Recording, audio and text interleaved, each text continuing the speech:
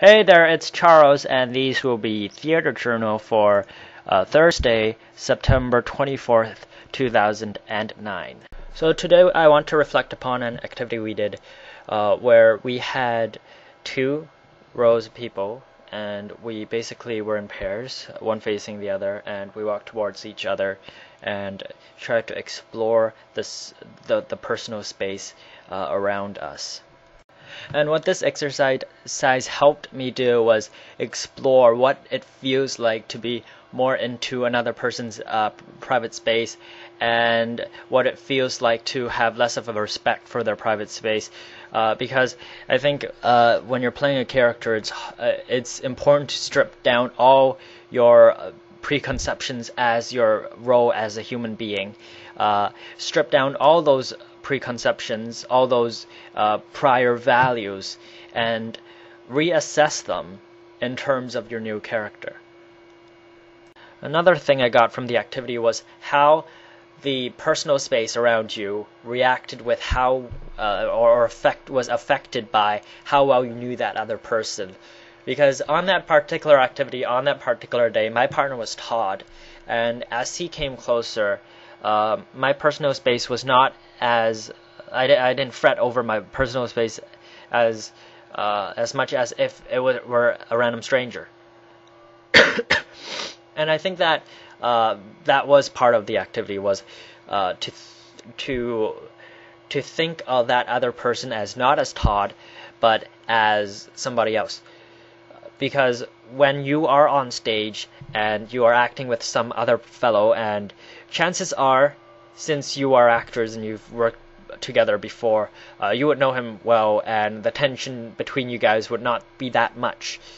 But maybe the tension between the characters is a lot, and that really shows in the movement when the audience looks at it. And I think that tension is a very important aspect of how relationships go and how they're going to go in the future. After that, we did an activity where two people stood about 3 feet from each other, and they had to feel like their whole bodies were either attracted to each other or repelled by each other. And personally, I thought that was a really fascinating activity because, I don't know, it's just that the activity did not call for a lot of blocking. It did not call for any blocking, but and the people actually stood pretty still. In terms of physical movement away from each other, like leaning back, there were not a lot going on, but still I could kind of feel the tension between them in some weird way. And for attraction, same thing. I could just feel that there was no tension between them at all. Like they just wanted to like collapse together. And it was very subconscious, I think. I don't think that when you do the activity you actually have the tendency to go for it, but I think the groups that made it more believable were the ones that actually made a mental note of attraction rather than just the physicalness of it. So how did that relate to theater?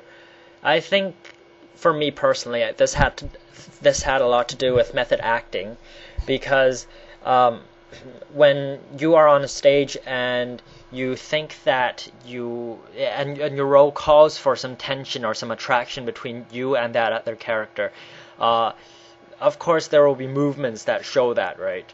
But then at the same time, to make it believable, I think that you have to subconsciously or